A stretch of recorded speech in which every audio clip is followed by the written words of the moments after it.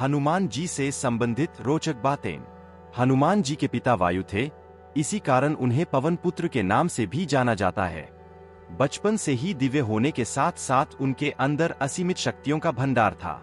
बालपन में एक बार सूर्य को पका हुआ फल समझकर उसे खाने के लिए उड़कर जाने लगे। उसी समय इंद्र ने उन्हें रोकने के प्रयास में वज्र से प्रहार कर दिया। वज्र के प्रहार के कारण बालक हनुमान की ठुड्डी टूट गई और वे मूर्छित होकर धरती पर गिर गए। इस घटना से कुपित होकर पवन देव ने संसार भर में वायु के प्रभाव को रोक दिया, जिसके कारण सभी प्राणियों में हाहाकार मच गया। वायुदेव को शांत करने के लिए अंततः इंद्र ने अपने द्वारा किए गए वज्र के प्रभाव को वापस ले लिया। साथ ही साथ अन्य देवताओं ने बालक हनुमान को कई वरदान भी दिए। यद्यपि वज्र के प्रभाव ने हनुमान की ठुड्डी पे कभी न मिटने वाला चिन्ह छोड़ दिया। तदुपरांत जब हनुमान को सूर्य के महाज्ञानी होने का पता चला तो उन्होंने अपने शरीर को बड़ा करके सूर्य की कक्षा में रख दिया और सूर्य से विनती की कि वो उन्हें अपना शिष्य स्वीकार करें। मगर सूर्य ने उनका अनुरोध ये कहकर अस्वीकार कर दिया कि चूंकि वो अपने कर्म स्वरूप सदैव अपने रथ पे भ्रमण करते रहते हैं, अतः हनुमान प्रभावपूर्ण तरीके से शिक्षा ग्रहण नहीं कर पाएंगे।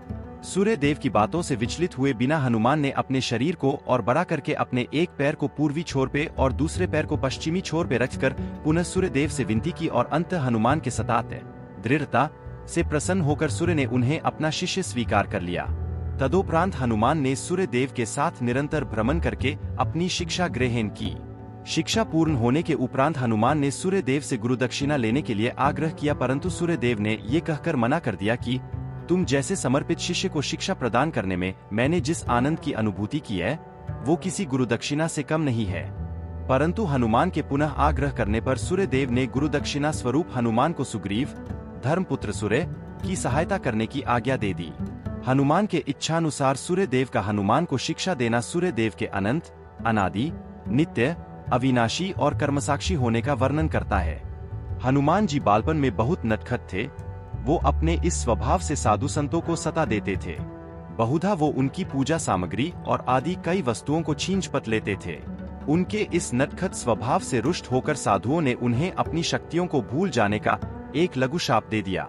इस शाप के प्रभाव से हनुमान अपनी सब शक्तियों को अस्थायी रूप से भूल जाते थे और पुनः किसी अन्य के स्मरण कराने पर ही उन्हें अपनी असीमित शक्तियों का स्मरण होता था। ऐसा माना जाता है कि अगर हनुमान शाप रहित होते तो रामायण में राम रावण युद्ध का स्वरूप पृथक, भिन्न, न्यारा ही होता।